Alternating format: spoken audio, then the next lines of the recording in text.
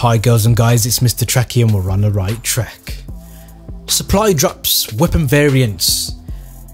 Just mentioning them two things is enough to make a ripple in the room and get a real debate started.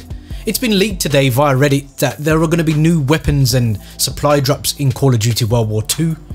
A black box, a blue box and an orange box. Well, they're sitting right in front of us at the quartermaster and we just didn't realise. Now for those of you that actually want to see what these weapons look like, I'm going to link the article down in the description for your viewing pleasure, but I'm not actually going to put them on the screens because I don't want to get a strike on the channel.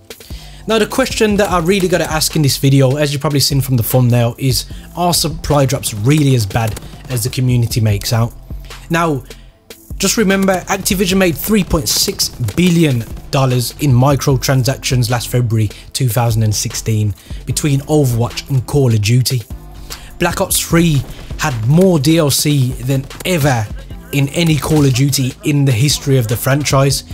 So it's quite evident that people are spending money and willing to spend money on these transactions. My actual view on supply drops has changed quite vastly, if I'm honest, over the last few games in the series. In Advanced Warfare, I actually stopped playing that game because of the supply drop system. It was broken. For those of you that actually played the game, how many times did you see a RIP on the screen, or a speakeasy, or an obsidian? Pay to win weapons that you just could not compete against, especially if they was in the hands of a very competent Call of Duty player. Black Ops 3 chose to go slightly different and went technically it was cosmetic only because the actual weapons were based on guns that were already in the game, but they went for the nostalgia, didn't they? They went and brought in an AN-94, they went and brought in the MSMC, they went and brought in the Peacekeeper, all the guns that were from a game that was probably the pinnacle of Call of Duty for most people, Black Ops 2. But you could sit there and grind for days, weeks, months, in Thunder's case, years, to try and get some of these weapons and still not get them. And that's why they brought in the contracts, to give you the guaranteed weapon, because they knew it just didn't sit right with the actual community. The crypto drop rate was ridiculous in Black Ops 3 and it was just all against you. Now a lot of people are going to laugh at me because I quite enjoyed Infinite Warfare, and I know a lot of yous hated it, the most disliked video in YouTube history. I know. But the one thing that Infinite Warfare did better than Black Ops 3 and Advanced Warfare was its supply drop system. You didn't have to spend money out of your back pocket if you didn't want to. You could grind for weapons, and near enough any weapon that I wanted in that game was grinded out during gameplay time for myself, and I had practically every weapon that I wanted in that game and I didn't have to spend a penny. And that's how the system should work. It was the same in Modern Warfare Remastered. You could craft a weapon and there you go, it's yours. Obviously you had to grind for it, but that's not an issue if this is a game that you enjoy playing. Now I understand it's not in the best state at the moment, but for me, I still can't come off the damn thing.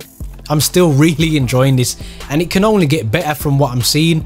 Flinch is going to get nerfed. The snipers, I'm hoping they're going to get nerfed because they're just one of the most standout things for me in the likes of Call of Duty World War 2. But the biggest thing that this game has to get right, in my opinion, is its supply drop system. I don't really care what's in the supply drops as long as there's not stat altering weapons, which it doesn't look like from the article down in the description. Looks like they're going to be cosmetic only variants, and I will be honest, some of them look pretty damn good. But if the supply drop system allows you to grind for everything you want during gameplay, then I really can't make any complaints, guys. And that's literally what this video is about. I want to hear your personal opinion from supply drops that were in Advanced Warfare to where we are with Modern Warfare Remastered and Infinite Warfare and hopefully World War 2. Who knows, probably even slightly more improved version of them two systems. Are supply drops as bad as we once thought?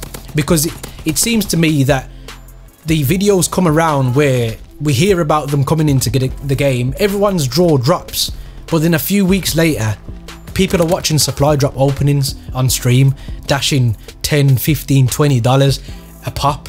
So literally guys, I want your opinions down in the comment section. If you disagree with me, that's fine. just please tell me why in the comment section. That's what it's for, guys. I'm not going to come into the comment section all guns blazing going at anybody. It's just not what I do. I really want to hear what everybody thinks, because I value everyone's opinion and everyone's entitled to their opinion. Guys, there are many buttons you could hit, but the like and subscribe button, I hope they tickle your fancy. And as always, guys, don't forget to stay on the right track. Peace.